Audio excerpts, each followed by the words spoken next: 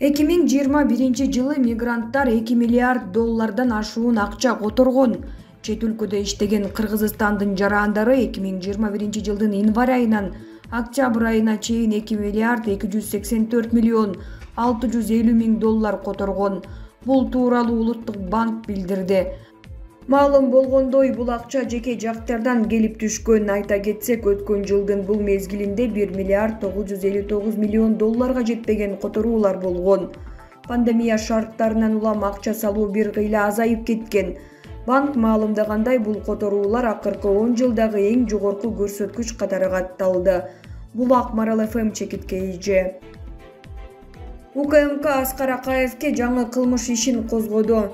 УКМК Аскар Акаевке байланыштуу билдирүү таратты. Бул тууралуу УКМКнын басма сөз кызматы билдирди. Кумтөр иши боюнча мурдагы президент Аскар Акаевке коюлган бардык айыптарды алып салуу боюнча айрым адамдардын такталбаган билдирүүлөрүнө байланыштуу. УКМК бул кылмыш иши боюнча иликтөөнүн алдын ала жыйынтыктары тууралуу коомчулукка объективдүү маалыматтарды жеткирүүнү туура деп эсептейт.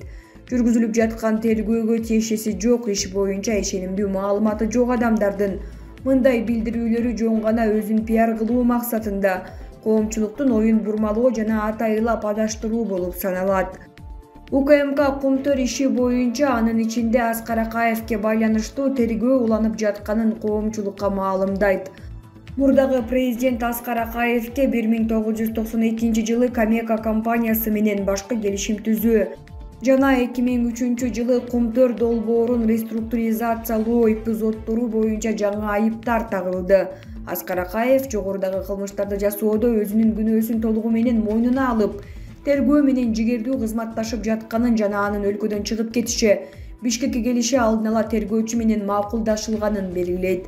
Кылмыш ишинин тергөө амалдары улантылып, Кумтөр долбоорун ишке ашырууга байланыштуу кылмыштарды жасоонун башка фактылары аныкталууда.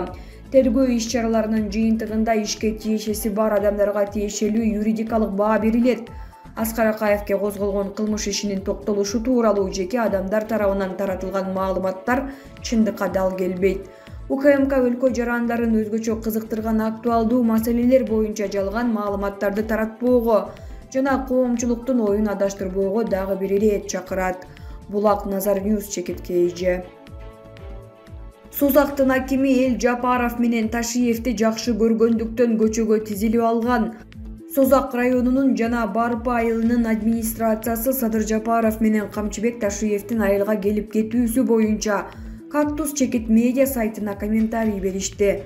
Райондун акими Баратбек Сыдыкназаровдун айтымында калк өз каалоосу менен президенттик кортежди тосуп алууга чыккан. Бул элдин демилгеси, дем алыш күн болчу, азыр мурунку заман жок. Элди кыйнай албайсың, биз элге түшүндүрүп айттык, президент токтобойт, эл чогулса деле жөн гана өтүп кетет деп. Бирок айылдыктар токтоп эл менен учурашат деп ойлосо керек. Айыл аксакалдары, силердин тиешеңер жок. Биз Камчыбек Кыдыршаевич менен Садыр Нуркожоевичти жакшы көрөбүз. Биз ушинтип сый урмат көрсөттүк дешти. Айыл өкмөтү мугалимдерди, бюджетниктерди кантип чыгарат, жөн гана эл сый урмат көрсөттү, деди райондун акими. Барпы айылынын башчысы Нурлан Сейитбековдун айтымында элдер өздөрү тизилип алышкан. Биз азыр тактап атабыз, кечээ президентти Барпы айылына келет экен, мечитке келет, президентти көрөбүз деп элдер чогулуп атыптыр. Мен бул жерде эмне турасыңар, бул жерге турбагыла дедим. Анан эл жок, президентти кандай киши экенин көрөлү. Мамлекетти көтөрүп жатса, жакындан көрөлү, токтоп калса сүйлөшөлү дешти. Мен кетип калгам. Айыл өкмөттү бюджетниктер укпайт, мугалимдер, дарыгерлер бизден көз каранды эмес. Биз аларды мажбурлай албайбыз, деди Сейитбеков. Ал эми жолдун боюна тизилип алгандарга ким желек тараткан деген суроого дүкөндөн сатып алышса керек деп жооп берди. Эске сала кетсек, 19-декабрда президент Садыр Жапаров жана УКМКнын төрагасы Камчыбек Ташиев иш сапары менен Жалал Абад облусуна барып, бир катар объектилерге баш баккан. Ошондой эле Барпы айылындагы Чубак Ажы Жалилов атындагы мечитке да барышкан.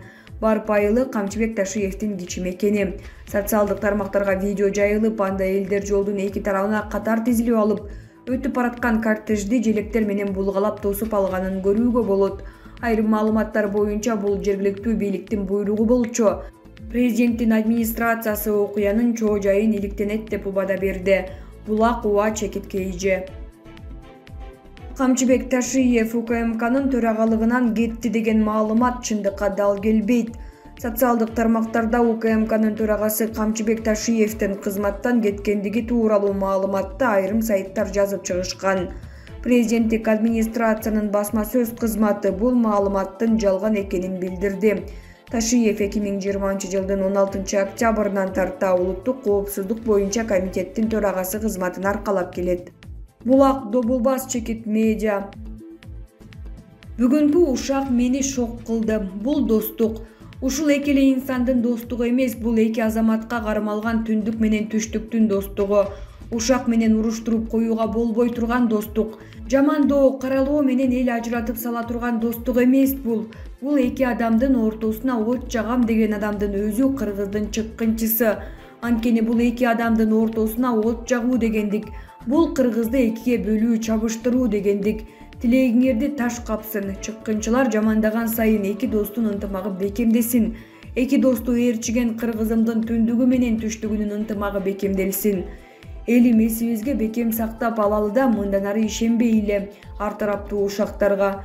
Элдин колдоосу менен ишеними эки достун ортосуна карамышыкты жүгүртпөй курчап турганы. Андыктан ишеним, колдоо, ынтымак. Бактыгүл Иманбек кызы. Саясатчы Бактыбек Калмаматов УКМК тарабынан кармалганы кабарланды. Жогорку кеңештин мурдагы депутаты Бактыбек Калмаматов УКМК тарабынан кармалды. Бул тууралуу анын жакындары кабарлап, кармоо учурундагы видеону жарыялашты. Саясатчы андан мурдараак партиялашы Мыктыбек Арстанбек менен биргеликте Умрага зыярат кылууга жөнөп жатканын жарыялаган. Кандай жүйө менен кармаганы расмий маалым боло элек. Калмаматов 2010 жылы Атамекен партиясынан жогорку кеңештин депутаты болгон. Өткөн жылы президенттик шайлоого катышып, өткөн эмес. Быйыл парламенттик шайлоодо Азаттык партиясы менен талапкер болуп, оппозициялык көз караштарын айтып жүргөн. Булак ком Чекит пресс. Түштүк Корея жогорку кеңештин жыйындар залын жабдууга $8 миллион берет. Бул долбоор 2023 жылдан 2026 жылга чейин ишке ашырылары айтылды. Бул аралыкта санариптик техника орнотулат. Корея эл аралык кызматташтык агенттиги жогорку кеңештин IT инфраструктурасын модернизациялоо жана санариптештирүү үчүн гранттык негизде $8 миллион өлчөмүндө техникалык көмөк көрсөтөт. Бул тууралуу парламенттин маалымат кызматы кабарлады. Аталган каражат ЖКнын жыйындар залын техникалык жактан камсыз кылуу, орнотулган техниканы системалаштыруу, программалуу жана IT техникалык жабдыктарды иштетүү үчүн адистерди даярдоого жумшалат. Бул долбоор 2023 жылдан 26 жылга чейин ишке ашырылары айтылды.